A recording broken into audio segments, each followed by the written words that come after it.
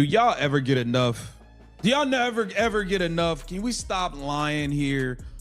Stephanie White's gonna say, "Oh, Caitlin Clark was playing heavy minutes tonight." No, she played on the same minutes restriction you originally set out. Can we stop lying about the minutes restriction? Can y'all start being honest about what the plan is going? 26 minutes. That's the number. Hold on to it, because everything you're about to hear from that podium runs straight into it. With Caitlin, how do you think that she looked out there? How is she feeling after, playing the back-to-back? Yeah, she seemed to be feeling pretty good. I mean, I think we'll get more of a sense tomorrow. There were times where I felt like she looked like she was a little off balance, but nothing that I thought was concerning. She played. I thought she played heavy minutes. I thought she did a really good job. I thought she played heavy minutes. Heavy minutes. She said it 3 separate times in about 10 seconds. Not once. 3 times. And when somebody repeats a phrase like that at a podium, it's usually because they're trying to make it true by saying it enough. So let's check it against the box score, because the box score doesn't do press conferences. Caitlin Clark played 26 minutes. That's heavy minutes. Heavy minutes is like deep into the 30s. 26 minutes is heavy minutes. This lady is diabolical. This lady is diabolical. Just look us dead in the face and lie. 26 minutes. That is not heavy. In this league, heavy is deep into the 30s. Heavy is a starting guard finishing games, playing through the fourth, closing out possessions with her team in a 2-possession game. 26 is a controlled load. 26 is a number somebody wrote down before the ball was even tipped. And that's the part that should bother you, because the restriction that was reported all week was 25 minutes. She played 26, 1 minute over. That's not a coach reading the flow of a game and deciding her point guard has more in the tank. That's a plan being executed to the letter. Stay with me, because the pattern inside those 26 minutes is worse than the number itself, and I'll show you exactly where it shows up in the quarters. Minutes, like what is going on, man? Stephanie White is at the post-game podium lying about this minutes sabotage, stat management situation. We got to get into it. Welcome to Keep the Vision. Make sure you like, comment, subscribe, share the channel, hit the bell notification, and hype the video. That would be greatly appreciated as always. Here's what actually happened on the floor, and this is the detail almost nobody is talking about. She wasn't just capped on total minutes. She was getting pulled at the end of every single quarter, roughly the last 3.5 minutes of each one. Same pattern, quarter after quarter. Think about what that means competitively. The end of a quarter is when offenses tighten up. It's when you're hunting a 2-for-1. It's when the ball goes into your best decision maker's hands and you let her cook. Those are high leverage possessions. Those are the minutes that decide whether you go into the half up 4 or down 6. And she's on the bench for them, every time. That's not load management in the medical sense. That's a ace. Times where I felt like she looked like she was a little off balance, but nothing that I thought was concerning. She played. I thought she played heavy minutes. I thought she did a really good job of taking what they gave her. Her facilitating was outstanding. She wasn't making the same kind of shots she was making yesterday, but I think that's to be expected on a back-to-back for the first time in a couple of seasons. Listen to how carefully that's worded. She looked a little off balance, but nothing that I thought was concerning. So which is it? If she's off balance, that's concerning, and you say the restriction is real, and you explain it. If it's nothing concerning, then why is she chained to 26 minutes and yanked before every buzzer? You can't have both. You can't tell us she's fine and simultaneously manage her like she's fragile, and then act confused when the fan base stops believing anything you say. And notice the softener at the end there. She wasn't hitting the same shots she hit the night before, but that's to be expected on a back-to-back. That's a built-in excuse dropped into the answer before anybody even asked for one. It's preloading the narrative. If she plays great, the plan worked. If she struggles, well, back-to-back, what did you expect? There's no version of the night where the coaching staff is accountable for anything. Which brings up the group nobody at that podium mentioned, the people who paid to be in the building. I just wish you guys could be transparent with us about what is going on. You have fans buying tickets. Can you let them know if she's actually going to be on a minutes restriction or not? Can you actually let them know before they keep spending money? People don't know if Aaliyah Boston's going to play or not. Just buy your ticket. You don't have to know if Aaliyah Boston's going to play or not. Just buy your ticket. You don't have to know if Caitlin Clark gets the free reins to play a full allotment of minutes or if she's on a real restriction. This is the part that stops being a basketball argument and starts being a money argument. People are buying tickets to these games months out. Flights, hotels, Parents driving 4 hours with a kid in a jersey. Secondary market prices for fever games have been the story of this league for 2 straight years, and everybody in that organization knows exactly why. Nobody's paying a premium to watch a rotation, so when the team says before tip-off that there's no strict restriction, just playing it by feel, and then the actual game shows a hard 25-minute cap with clockwork substitutions, that's not a small inconsistency. That's people making a purchase based on information that didn't match reality. And the reason this keeps happening is that there's no real cost to it. Nobody gets fined for vague injury language in this league the way they might in others. The incentive is entirely one direction. Say as little as possible, keep the opponent guessing, keep the ticket money flowing, and eat the fan frustration, because the fan frustration doesn't hit the balance sheet the same week. But it does eventually, and that's where this is heading, whether the front office wants to admit it or not. With Caitlin, got the tech there in the first quarter. Did you get explanation on that technical foul? And then secondly, because it's 6 and 8 you get suspended, does that conversation around that suspension get louder? Yeah, I didn't ask for an explanation. You know, I think there was a reaction probably after a call or a no call. I don't remember exactly at that moment. Now here's a different thread, and I want to be fair, because I've been hard on the coaching staff, and this next part isn't on them. The technical foul. She picks up a tech in the first quarter, and the reporter connects it to something real. At 16 technicals, you're looking at a suspension, and every 2 after that triggers another one. That's not a hypothetical. That's a math problem sitting on the season. And I'm going to keep it honest here, because this channel isn't a fan account. That tech was unnecessary. I love the fire. I love that she competes like the game personally offended her. But you cannot spend techs on frustration calls in July when the standings are tight and every game matters.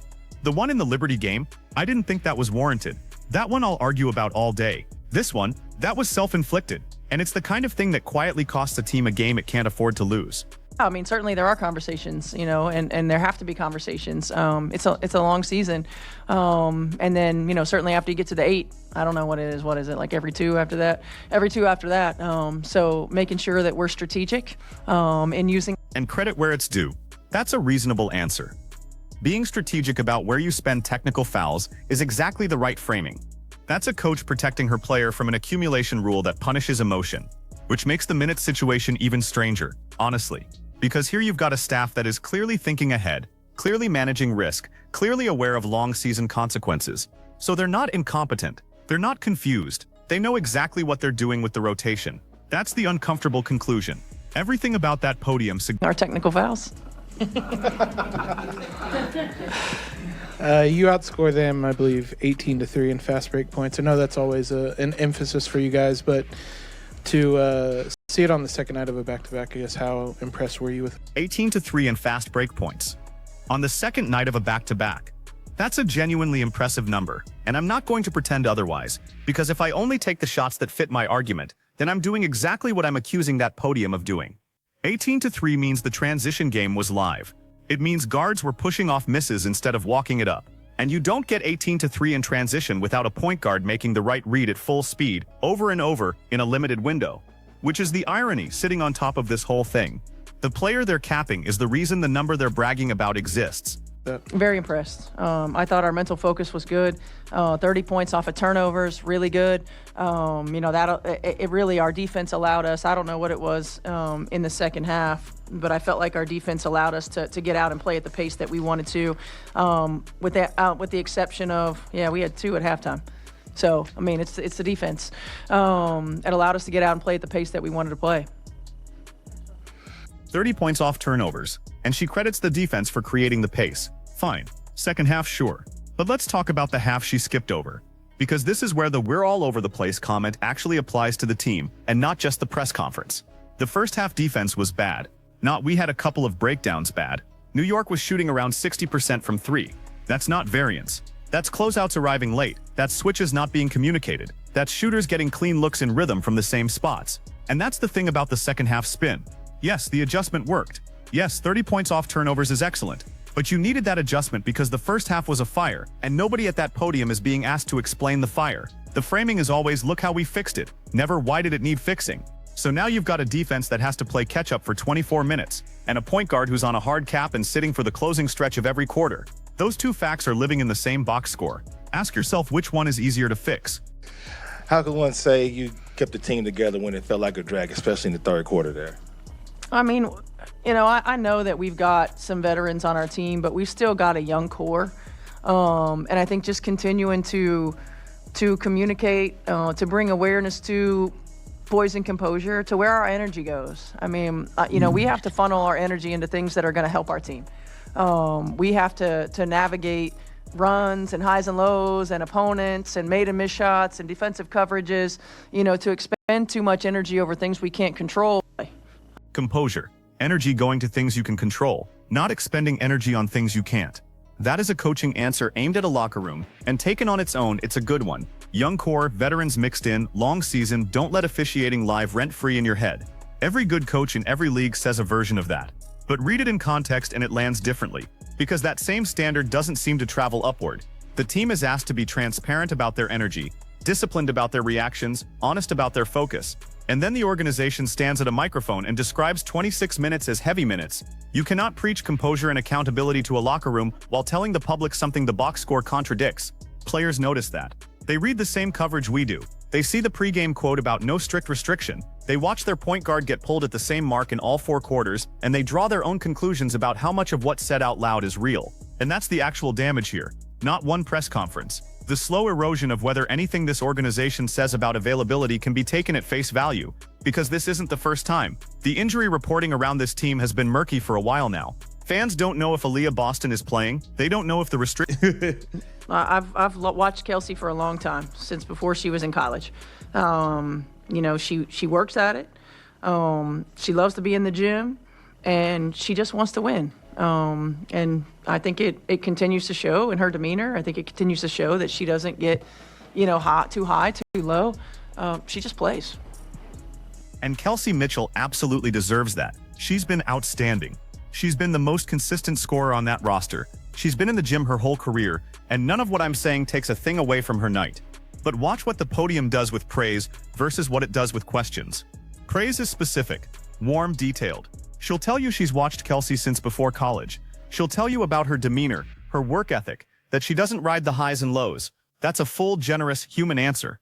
Then somebody asks about minutes, and it becomes heavy minutes, repeated 3 times with no number attached. Somebody asks about the tech, and it's I didn't ask for an explanation. Somebody asks about the second half turnaround, and the first half quietly disappears from the conversation. That's the pattern. Detail where it's comfortable, fog where it isn't.